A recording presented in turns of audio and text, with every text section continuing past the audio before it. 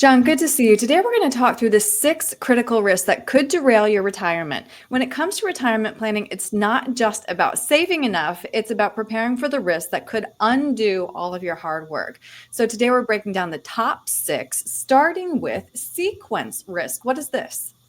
Yeah, sequence return risk has to do with having a downturn in the market when you retire. So let's just talk about someone in 2008 who maybe retired. They retired, they put their money into an IRA account, put a regular diversified portfolio, and then the market dropped on them. That is where somebody can get really hurt because let's say you're now $500,000 is now down to 350,000. What you want to do is make sure that you're not drawing from that account when those market downturns happen. And so you really got to be careful on the sequence return risk that you don't trip out of the gate when you retire. Right. And the next risk is kind of related. This is withdrawal rate risk. I think a lot of us are familiar with the 4% rule. Is that what you're talking about?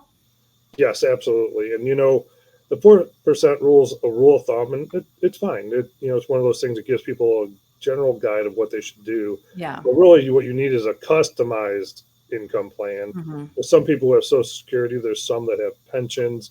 There's some that maybe have very little Social Security. And so really what it comes down to is you got to understand what do you need month in and month out. Yeah. And what you want to do is make sure that the sequence return risk doesn't come into play as you're drawing the retirement account. Because you need time for that money to come back.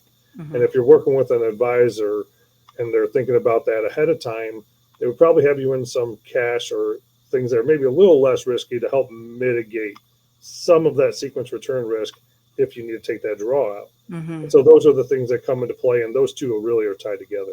Yeah, they are. A lot of these things are kind of interrelated.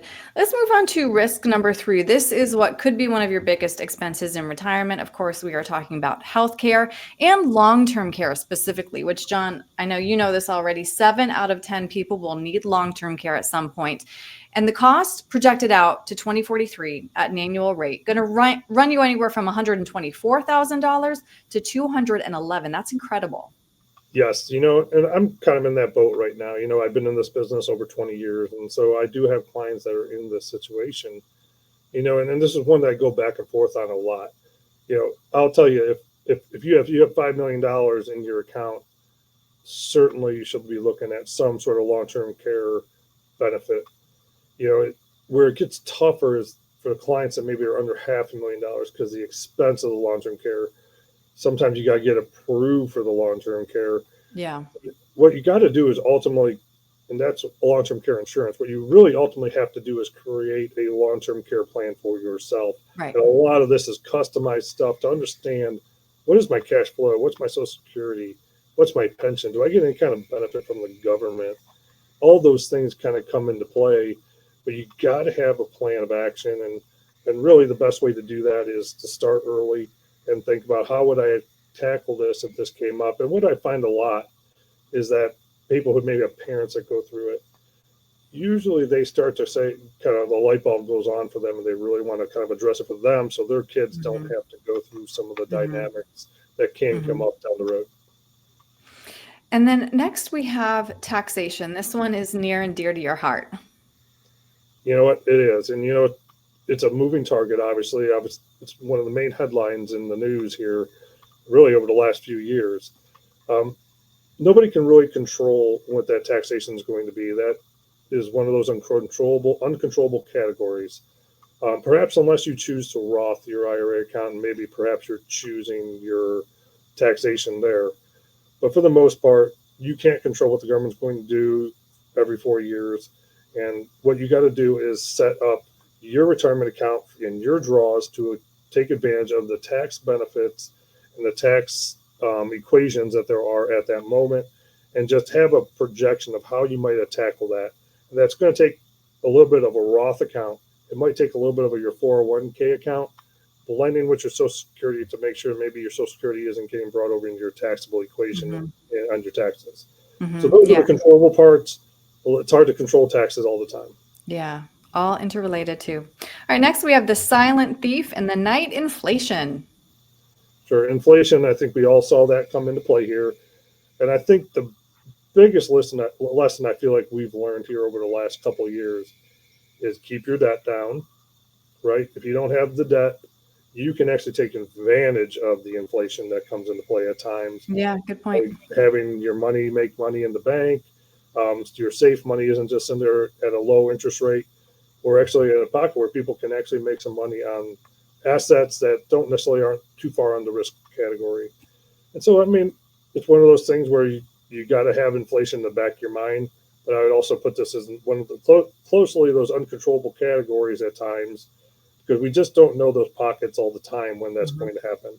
And so what you just got to do is get yourself set up with your account so that way you're not too far in debt.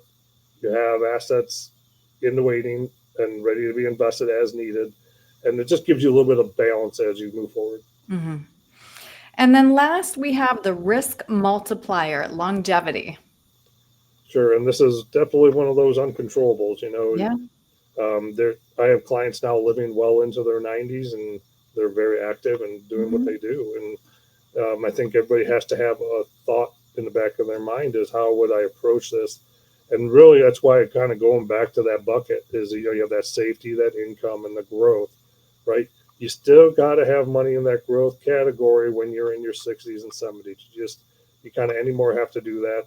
And really, that's where working with an advisor and understanding your risk tolerance and what you're willing to accept. Maybe you just control your budget a little bit better than others. And maybe you don't have to take as much risk, but you just really got to have that mentality of that I might need money later on. How do I structure that so it fits into my lifestyle? Right. Good point. You know, John, after we have the chance to talk this through, it's clear, you know, this is the world you live in. You are very familiar with these risks, and we can plan for them. We can start planning now to mitigate these risks in our retirement. So if somebody wants to talk to you about that and creating a financial plan, what's the best way to reach you? 440-471-4300. Really, everybody just has to create a custom plan for themselves. What I like to say is control the controllables as best you can, and then just gotta let it go. And if you feel like you plan and if you think you have a strategy going forward, when these things pop up, it won't be as much of a panic. It'll be where you kind of okay, I'm ready for this. Right. And maybe sit with my advisor and kind of go through it. Right. Good point. John, thanks for your time today. Take care.